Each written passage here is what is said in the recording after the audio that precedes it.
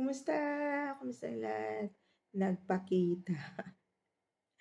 Nagpakita ako ngayon. This is real time. Yeah. Tsaka,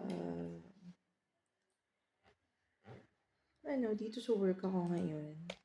I'm trying to finish my notes. Look at this. Ito siya. Yeah. So, tatapusin lang natin yung notes. Ginawa ko to kasi talagang pagod lang lola niyo. Gusto kong real time na ako ay parang gusto ko nang matulog. Yan. So, yan ang itsura ng lola nyo kung pagod. Okay? So, ito dito.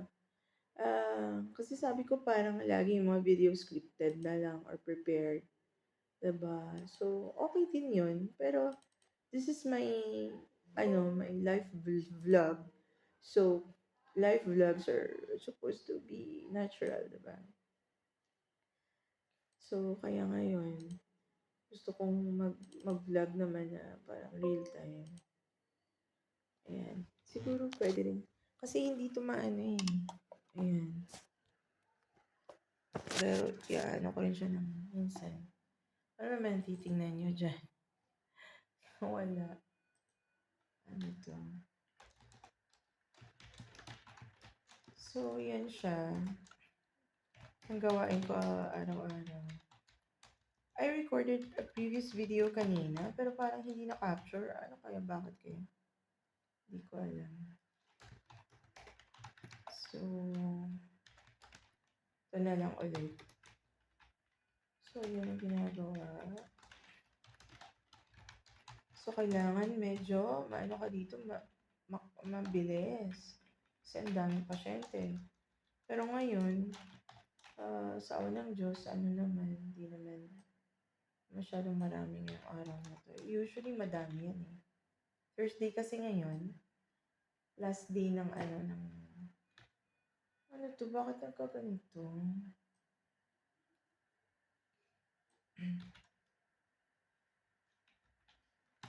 Pinopia ko pa yung hindi ko sabihin yung old na na nakasulat doon, pinapi-paste ko yung yung normal examination template. Oh. Ayan.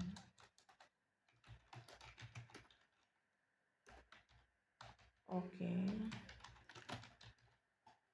So, pagod na talaga ako, obvious ba? Kanina ako yung pumikap. Ano ba to? Oh my God. This is the usual, problem. Ano ba to? Bakit na ganyan?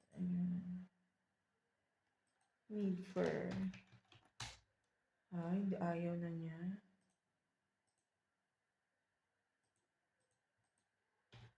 Problem talaga to eh. Ewan ko ba.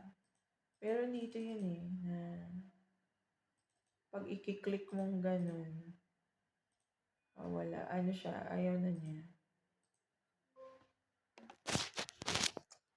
Anyway, hanapin ko yung sagot dyan.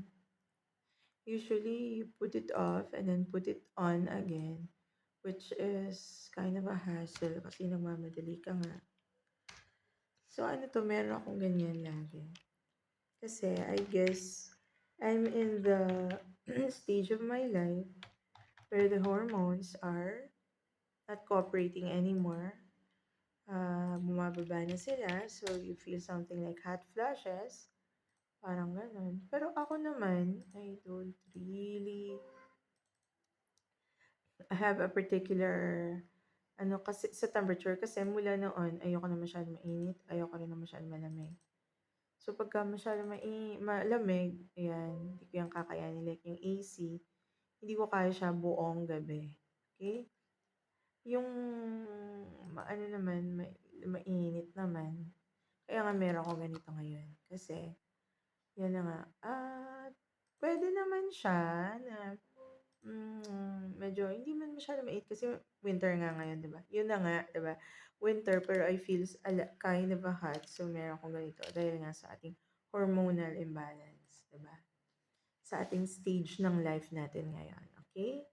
So, this is that's a physiological ano, thing. Oh my God, ito na naman siya. Sabi ko na nga ba, inulit ko. Ulitin ko na lang ba 'to? Kailan kaya meron 'tong defect yung ano nila, 'tong program nila. Parang pagka parang i-re-reboot mo talaga siya, parang gano'n nangyayari. So, back to the future ka siyempre. So, ang sabi ko nga, dati naman ano, pagka sobrang mainit, lahat naman tayo ayaw natin sobrang mainit, 'di ba? Pero ngayon nararamdaman ko, 'pag sobrang mainit ano 'yan, parang mahimatay ako. This is it, pansit. Parang ito na talaga siya, okay? Tsaka, ewan ko, humihina ako dahil sa nutrition ko dito siguro. Baka yan naman, di ba? Kindly enter diagnosis. So, ang gagawin ko talaga dito, i-out ko to, itong sinulat ko. Para hindi ako babalik dun sa kanina. Ayan. So, kala ko kanina pwede na akong makipag-chismisan. Di pa pala. Ayan. So, okay na siya.